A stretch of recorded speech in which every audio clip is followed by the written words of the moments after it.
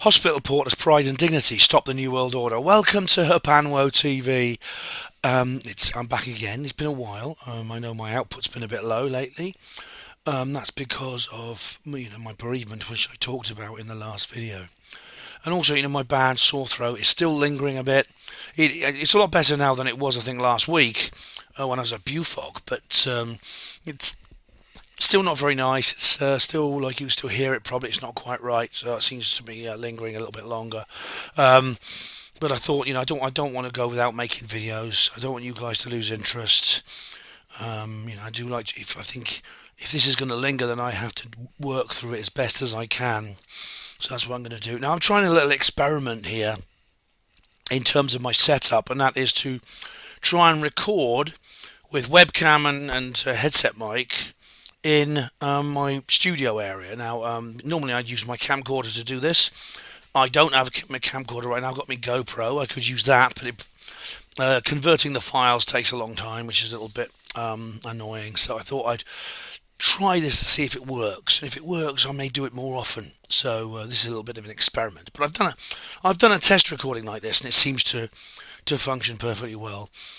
So what the video I'm making today is it's another watch party introduction, but this one is unusual in terms of the watch parties because it's for a brand new film.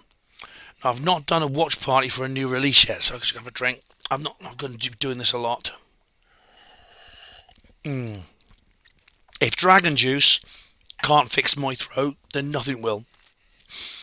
So yeah, I'll be all my watch parties up till now have been for quite old films, films that have already been released and have been in circulation for a number of years. This particular watch party is for a brand new film that's being released on Tuesday. There's a big world premiere in a cinema on tomorrow, which I think is somewhere in Brazil, and then it goes straight onto general release in terms of like streaming services on Tuesday the 18th. So I'm making this just beforehand. So this is an introduction to the watch party. For those of you familiar with my watch parties, it's something I've only started doing this year, but it seems to be something I quite like and something you guys quite like. So hopefully I'll do more of them. What happens in a watch party is, as it suggests, is where we all watch a film together. That doesn't mean we all get together at the same time and place, because that's tricky. But what I do, I just do an introduction to tell you that I'm doing this watch party, and then it's up to you guys, the viewers, when you choose to go and watch it. And seeing as this is a new film, I'm personally going to watch it as soon as I can because I'm quite excited about it. But it's really up to you. It's up to you when you watch it, and I think I'll leave a little bit longer between the introduction and the review and the next parts of the watch party that I normally would. Maybe I'll leave 2 weeks or something, not least because I have other things planned between now and then. Also maybe to give my throat a bit more time to heal. But yeah, I am. What happens after the introduction is you guys, I'll give you some time to go off and watch the film by whatever capacity you do choose to do it, cinema, video, streaming services, DVD, whatever it is. And then we come back. Then I do a review. Then I'll make a review video where I'll do my deep dive into that particular film, which I advise you people not to watch unless they've seen the film itself to avoid spoilers. And then after that, sometime after that, we do a live stream where we basically have a group discussion between myself and you, the viewer, about what the film we're doing in this watch party. So that's basically what a watch party consists of. So this is a film. It's by James Fox. who's he's become quite well known lately because he did The Phenomenon. Now, The Phenomenon is an interesting film, and I actually did do a little review of this. I didn't. I don't think I did a video, but I did a. I certainly did a. I certainly did a HPANWO voice review of this. I did a written review. So I know hardly any of you read my written work, but apart from the books you can buy. But you can buy my books for a tenner each. But I produce an awful lot of documentary written work, which is completely free. It's panel-voice.blogspot.co.uk. I did a review there. The phenomenon is very interesting. It doesn't cover any new cases. It serves more of a kind of introduction to some of the best cases, but also it does provide new information on those cases, new footage. In the case of the Westall incident, an exclusive new interview with Mr. Greenwood, the science teacher. Yeah, so that was a good film. It was well worth watching, I think. Phenomenon. I did learn something from it, even though it was kind of like, even though it wasn't. Sorry, my nose is itching. If it wasn't like about new works and things like that. So my T-shirt, by the way, it's got this lovely heart shape on it. Can you see the heart? Believe it or not, I don't dress up for most of my videos. This is my work T-shirt. That's a sweat stain. But it's coincidentally formed the shape of a heart, which I think is very nice. So this film is, I think this is going to be a bit more ambitious than I think Phenomenon. By watching the trailer and looking into some of the premises of what's going on with this film, it is about a case that is well known, but it provides a lot of new information. I think, from what I gather from listening to Fox, his various interviews and his tweets, it is going to provide some new evidence that may well reopen the case in a big way, because like a lot of these kind of cases, especially these major crash retrieval CE3 type cases, something happens. If you're lucky, research begins straight away. The witness testimony comes forward, the evidence is presented, then the skeppers come in and they talk nonsense about ice cream vans and stuff like that, and then it's kind of forgotten. The interest dies down. It becomes a part of ufological history. In this case, what I gather from this film is it's going to have information that will turn this back into a current event. So I look forward very much to seeing it. New witnesses, new interviews with the existing witnesses and things like that. But for those of you who are unfamiliar with it, I mean, I've got the Wikipedia page open, might as well use that. I'm familiar with it anyway. It was the 20th of January. It began on the 20th of January 1996, where there was a large thunderstorm, and this often happens the night before that day. And several people saw strange objects in the sky, and there was a report of one coming down in a field outside, not far from the town of Varginha in Brazil, in Minas Gerais, Brazil. And if I was in Brazil and I heard anything about UFOs, I'd run a mile because Brazil seems to get all the nastiest cases. I mean, do you remember I think it might be my last UFO disclosure video. We talked about the little alien in the jar from Colares.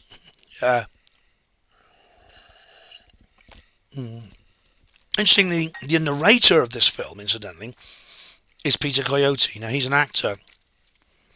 He's quite a well-known actor, but he's very into UFOs. He's narrated I think it was Out of the Blue. He narrated that as well. Three girls were walking through the woods. Now, two of them were schoolgirls. It was Lilian and Valqueira Fatima Silva. That's their names. I'm sorry if I mispronounce that to any of my Brazilian or Portuguese viewers. And there was Katia Xavier. That was the third, a little bit older she was. She was at work. They were just walking through this town in rural Brazil. And in an area they knew very well. They were on their way to one of the girls' homes. And they looked over to a wall and happened to see a creature. I'll show you. I'll include artists' impressions of this creature in both the title shots. There are no photographs we know of this creature. And it was like just this brown coloured creature, about 4 to 5 feet tall, crouching by the wall, and it looked like it was sick, like it was having trouble standing up. It had bright red eyes, and they would describe it as having veins, red coloured veins over its brown coloured skin, and it gave off a powerful stench of ammonia. And the girls screamed and ran. They ran back to the house of one of one of the girls, one of the girls' house, and they said, "Mother, mother," and they said to the mother, "We've just seen the devil." And they just described. They didn't call it an alien. They said it was the devil. And well, the mother of whichever girl it was is obviously a very tough, old, brave woman. She grabbed her rolling pin and said, "No devil's going to mess with my daughters." And so she went up to the location. By then the thing had gone, but there were footprints and the smell was still there. And then rumours began circulating through the town of military vehicles. The fire brigade were out. I mean, in Brazil, the military, the police, and the emergency services are organisationally connected. And there was rumours started circulating that the creatures had been seen wandering the streets, and they'd be basically picked up by soldiers, put into nets, put into boxes, and taken to the ESA base, which is like the local military base. Mm. And then there was one young chap. He was a young bloke. He's only 21, I think, which is very strange. Let me just find the details. His name is Cherezi. Is his surname Paolo Cherezi? Paolo Cherezi, his name was, I believe. He was a young police officer, 21 years old, fit young guy. It's never been confirmed that he was actually involved, but he came down with an infection when he came off duty, and he became very ill, which is unusual for someone that young. And before you know, he was taken to hospital and died very, very quickly, as if the infection completely overwhelmed him, which doesn't normally happen for someone of that age. And what's weird is that they weren't allowed to see the body. The family were not allowed to see the body. I think the police wouldn't let them see it. I can't remember all the details, but his sister has been campaigning for years to get this case reopened because she believes there's a connection between the alien and he was, because he was maybe one of the troops who handled the alien and maybe caught something off it. Caught some disease, and the body was apparently put in a hermetically sealed casket and buried. Now, she's been trying to get an order to exhume the body, and it hasn't been allowed. Like, why would you need to put it into a hermetically sealed casket like that? See, it's one of these weird things. One of the mysteries. Now, unlike with Roswell and what happens often in the United States, it appears that the local military garrison didn't know. There was a lot of confusion. They seemed not to know what to do with this thing, this creature. I mean, rumour had they captured two creatures. A third one turned up a couple of months later at the zoo. That one was never captured, from what we know. It was never captured. It may have gone off and died somewhere. It may have been picked up by other aliens. We don't know. But the story goes that two creatures were captured, and at least one was taken. They seem to be flailing around wondering what to do with it. It's probably something they wouldn't train for. It appears that these sorts of things are handled by special detachments. The people with the giant laptops that Kaz Clark saw at Pentech, things like that.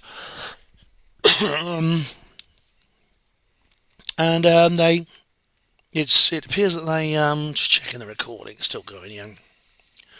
They then took it's incredible when you think about it. They took the alien to the local hospital, just the local civilian hospital, and there were numerous witnesses among the staff. The doctor who operated on him, on one of these aliens, is very interesting because Timothy Good has spoken to him, and there were numerous witnesses among the nurses, among the patients. No doubt my brother porters. will have something to say about that. I'll see if I can get in touch with them. Porters, a bit of Porter solidarity. I should be able to probably get them to open out to me in a way they wouldn't to other people. So I'll try that. Um, and so that was kind of the whole story. What happened after that is a bit of a mystery. Except, according to Timothy Good, the Americans got involved. And this seems to happen. That's happened in 1989 in South Africa as well, according to Tony Dodd's book. The Americans got involved, and they tend to do that. Like I said, there's some kind of global policy in place. So the Americans got involved, and they took control of it, and they took the aliens away. And what happened after that, we don't know. But the Brazilian government have made an official statement, apparently, claiming they are not hiding evidence of extraterrestrials. Also, the Brazilian government denied conspiracy theorists' claims that it was hiding evidence of extraterrestrials, and of course we believe them we believe every letter of what they say, don't we, ladies and gentlemen?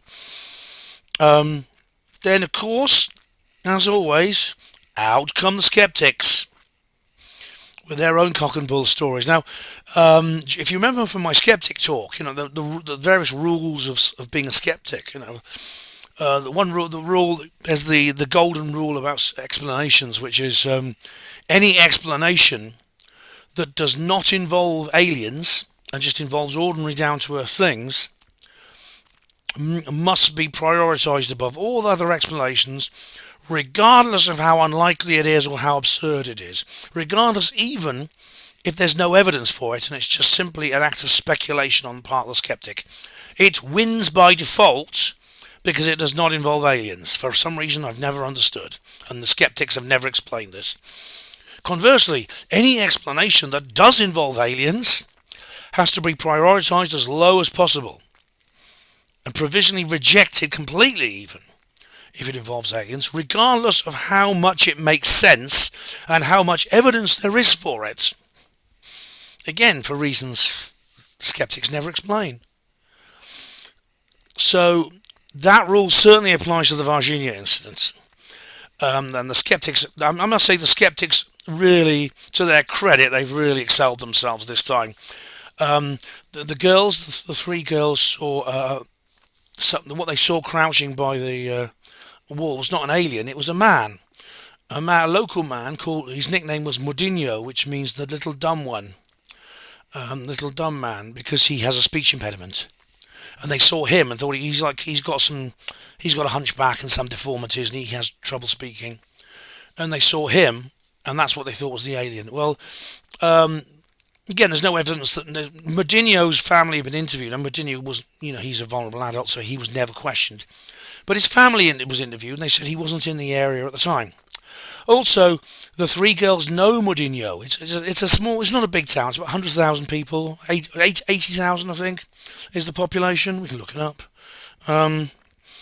It's time zone, time density, population, 136,000. Oh, right, so it's a bit more. It's slightly more than that, but still, that's not large. I mean, the girls knew Mudinho. Because they lived in the same local area. I think it's called Jardim Onderes, the district of Virginia where this first sighting took place.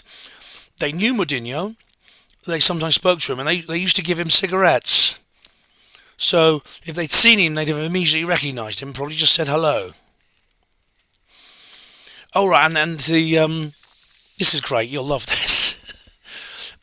What all the witnesses, the surgeon who obviously did the operation, and the nurses and my brother porters said, or will say about all the witnesses, the other patients at the hospital where the aliens were taken, and a newspaper report was published about this, which I think is disinformation.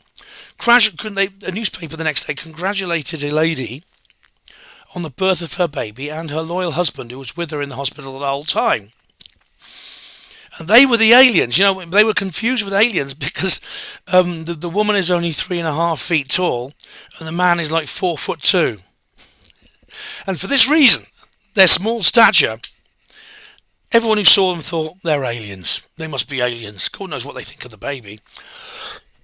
Right, that was actually published in a newspaper, which means it was probably a piece of disinformation, very hastily put together. Because as I said, the local authorities, the military, and the fire brigade, the police, they didn't have a clue what to do with these aliens.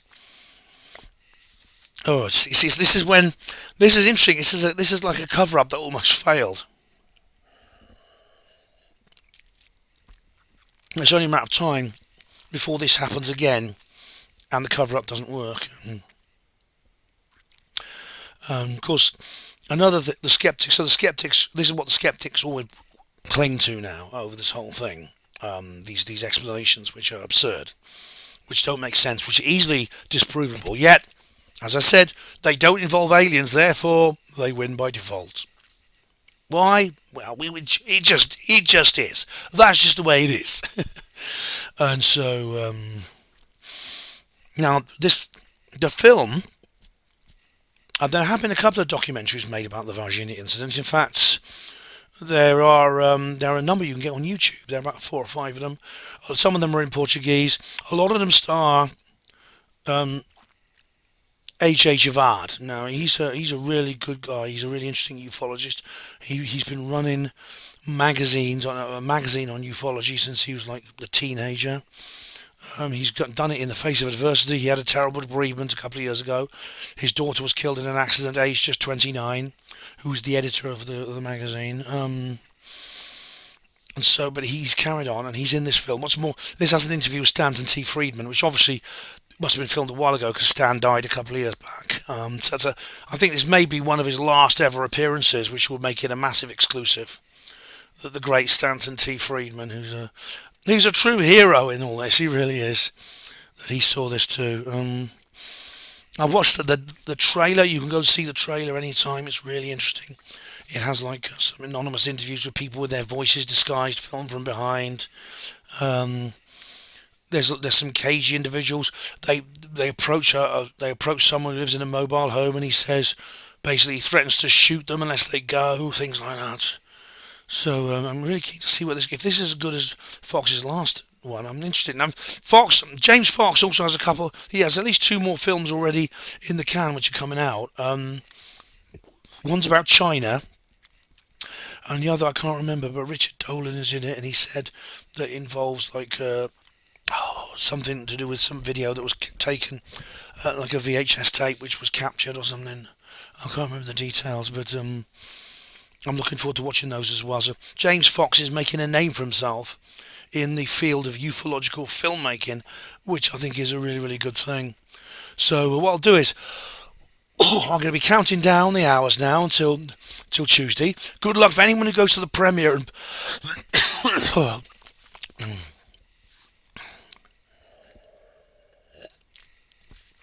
Anyone who goes to the premiere in Brazil tomorrow, I'd love to join you.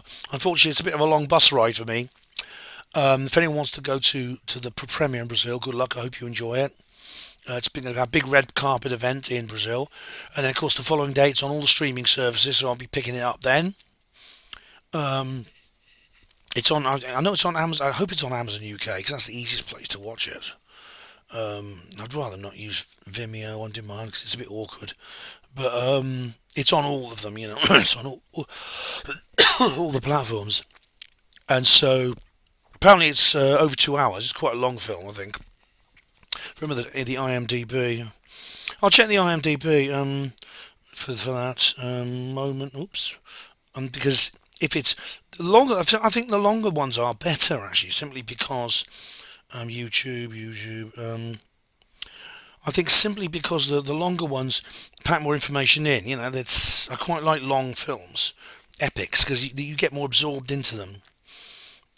Coming soon, 18. Yep, no, it doesn't. I don't know. It says what the duration is. Oh, it doesn't actually say that yet. But never mind. It doesn't actually say that. But I think I did see somewhere that it's over 2 hours, which is going to be really good. Obviously, he's got a lot to say. He's got an awful lot to say. Even if it's less than 2 hours, I think it's still quite. If I remember, I saw it's 2 hours 14 or something. You can look that up anyway. If I'm wrong about that, it may be a bit less, but it's still quite a long film. It's feature plus, a high feature length film. So there's obviously a lot to say about this. It's obviously not just a rehash of the original documentary. And I mean, one thing they do feature, I know, because it's in the trailer, and indeed I've seen these interviews before, is that Katia Xavier, and the other two girls, Lillian and what's her name, right? They were interviewed when they were kids by Javard and by several other people back in the 90s, and they said we saw a little alien sitting by that wall. And they've been interviewed again. Of course, now they're now mature women, and guess what? They stick by their story. Just like the ones at Westall, just like the kids at Rua, just like the kids at Broadhaven. I mean, the list goes on. I mean, this takes a lot of explanation. If this is some kind of mistake or some kind of silly prank, why would they keep maintaining it was true today? Why would they still maintain it was true today? I reckon this is one of the most interesting ufological cases of recent years of living memory, and I'm looking forward to more of this coming out, I'll tell you. I'm looking for more interesting stuff on this coming out. I mean, not there's going to be some big revelation and we'll be able to see the bodies in Area 51 because they were taken to the United States, I believe. But, you know, this may not contain... This film may in itself, in fact it probably, I'm guessing almost certainly will not contain any information that is in itself revolutionary.